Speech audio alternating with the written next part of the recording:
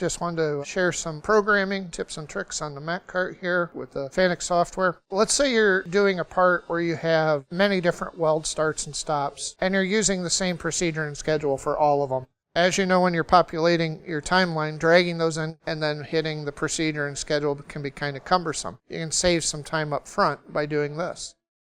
Just simply drag your arc start and your arc end up and go ahead and populate it with the procedure and schedules that you want. I'll go back to my weld start, press and hold on that, and create a favorite. Hit the star. From here I can rename it if I so choose. I'm just going to go ahead and register it. I'll do the same on my weld end. Favorite.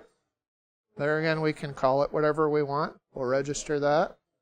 And now I'll just delete these off. So now I'm writing my program and I get to where I want my arc to start.